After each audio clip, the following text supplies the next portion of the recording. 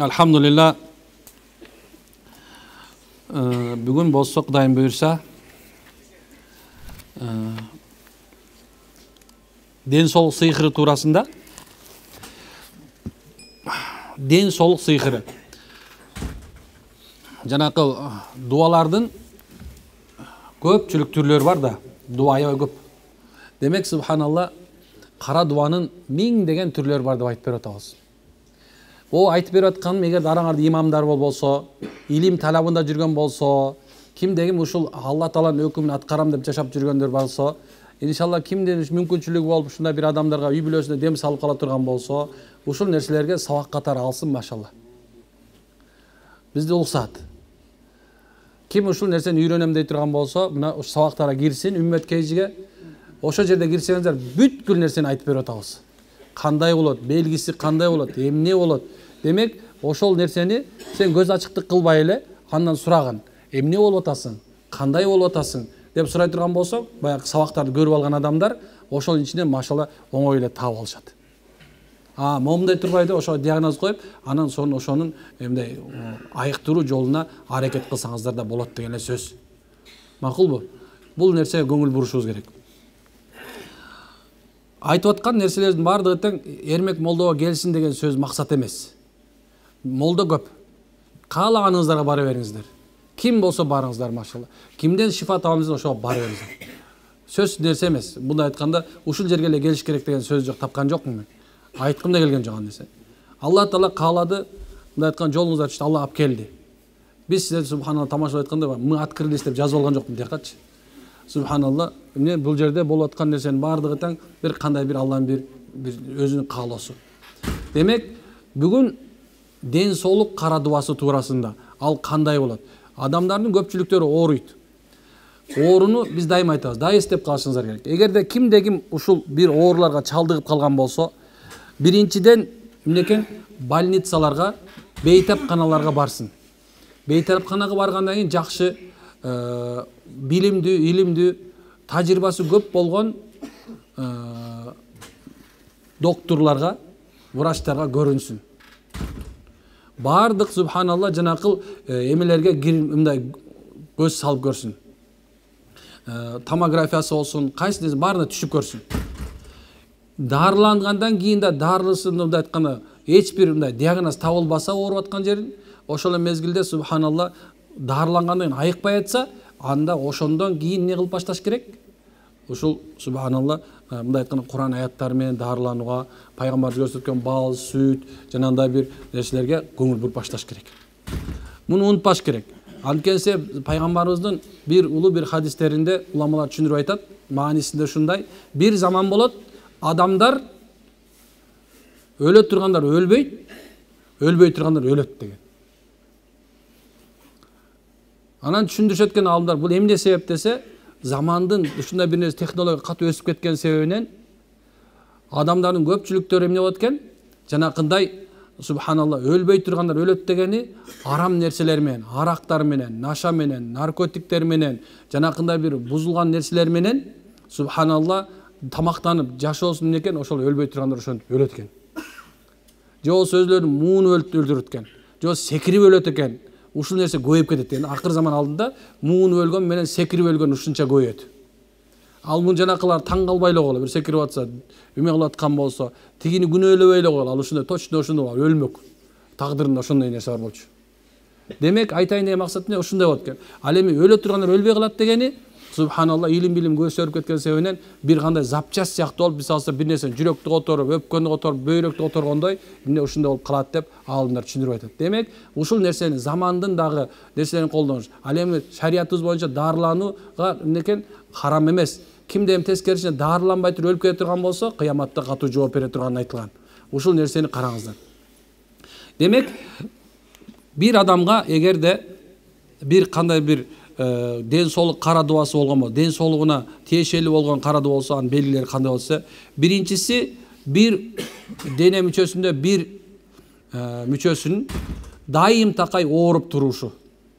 Бир кандай белгисиз негизде ооруп турушу. Адамды кыйнап, жан дүйнөсүн мындай жанында бир кыжалат кылып ооруп турушу экен. Кийинкиси бул нерсе бүткүл мүчөгө тиешелүү бар. керек болсо тырмагынын учу деле ооруп тура бериши мүмкүн. 366 мүчөң бар отурган болсо, ошо 360 мүчөңдүн субханалла кайсы жери болсо да ооруп туруп алышы мүмкүн.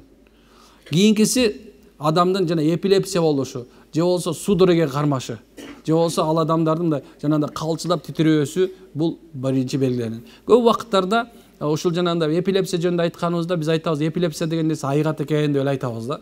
Эмне үчүн десе, ошол ден соолук сыйкырынын бир белгиси болот дейт. Энесинен, жанагындай бир эмелерден өткөн кара дубалар болот да, ошолор ошо эпилепсияга алып келет акыртыы.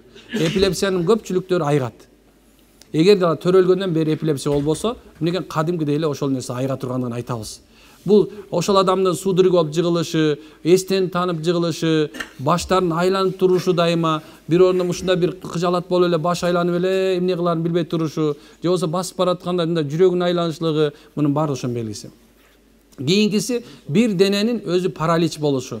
Мейли инфаркт менен болсун, мейли инсульт менен деп айтабыз го. Бирок көп убакыттарда субханалла ал ошондой болуп же бир кан тамыры үзүлүп кеткенден уже кеч болуп калды, бирок өзүнөн өзү туруп туруп бир дене мүчөң иштебей калса, же болсо денеңдин жарты иштеп, жарты иштебей кала турган болсо, бир колуң көтөрүлбөй калган боло турган болсо, же болсо башың бир жака бурулбай кала турган болсо деген нерсе. Көп убакыттарда бул көз түйүндө бир белгисине катары коебуз, бирок ошондой болсо дагы бул көп убакыттар жанагындай ден соолук кара дубасынын колу эсептелет. Кийинкиси ошол мезде бүткүл денесинин иштебей калышы.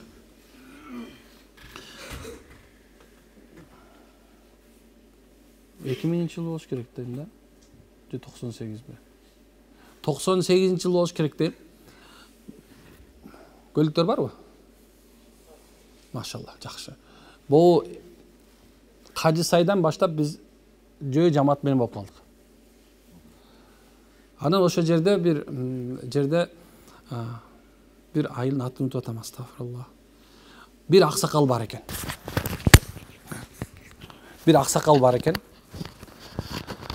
Ал аксакал басканда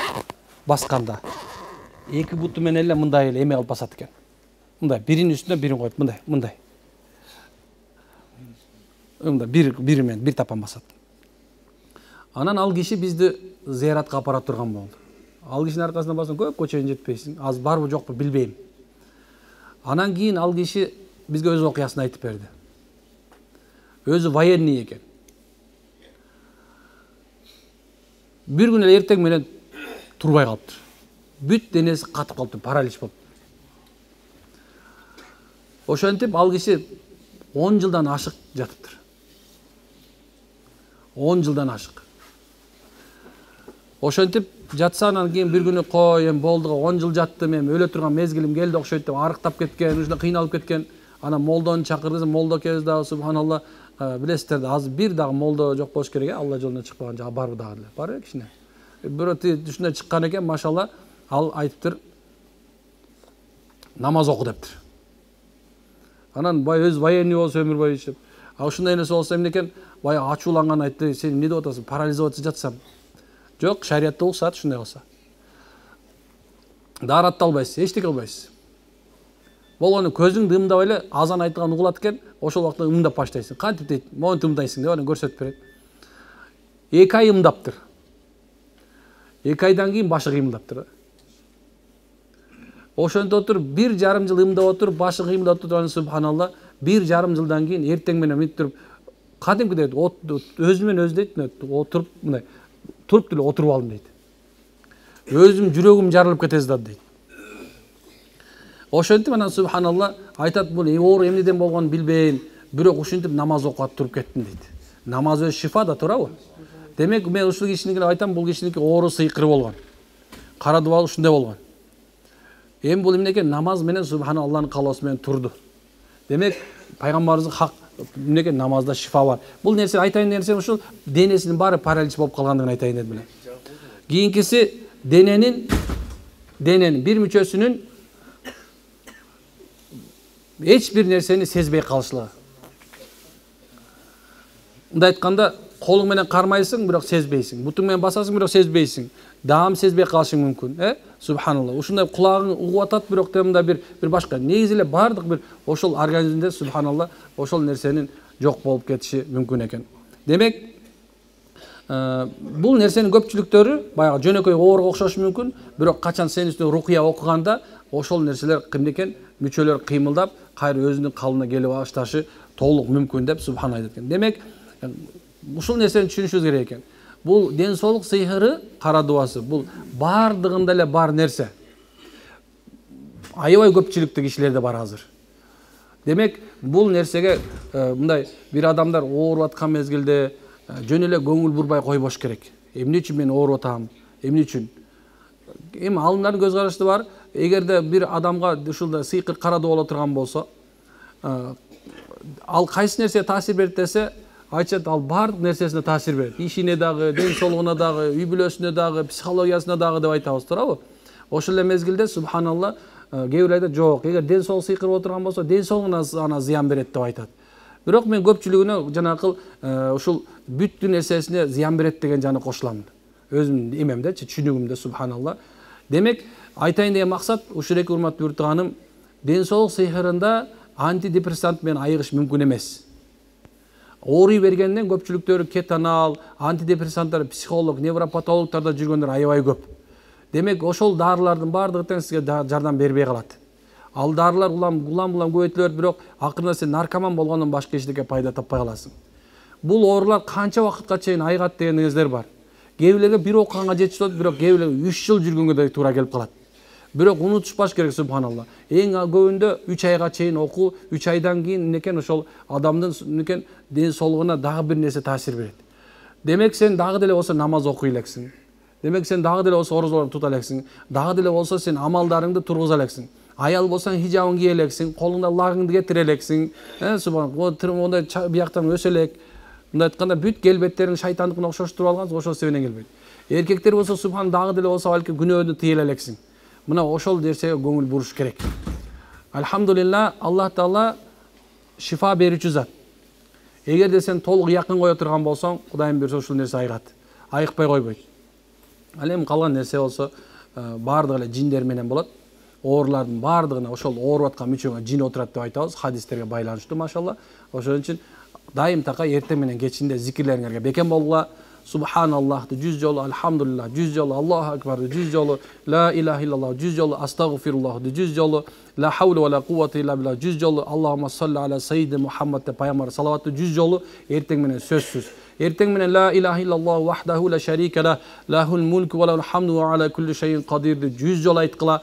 Субханалла, унутпаңыздар, эртең менен кечинде сөзсүз. Ошондой эле Ихлас жана Фалак жана Нас сүрөсүн 3 жолудан, кем болбогондо 3 жолдан эртең менен кечинде окуңуздар иншалла. Эгерде кимдердики өтө көбөйүп кеткен болсо, анда дагы да болсо биз менен мындай бир аз кеңешип туруп, ошол нерселерди дагы көбөйткөнгө аракет кылыш керек. Мына ошондуп Кудайым берсе өзүбүздү айыктырганга аракет кылабыз. Эгерде кимге айыгышка мүмкүнчүлүк болбой калды, өзү кыла албай калды, анда эмне окуп аткан адамдарга кайрылышсын, иншалла Кудайым берсе Алла шифа табат деген ойдобуз. Түшүндүрө алдым деп ойлойм. Ассаламу алейкум ва рахматуллахи таала ва баракатуху. Аллах сиздерден ыраазы болсун.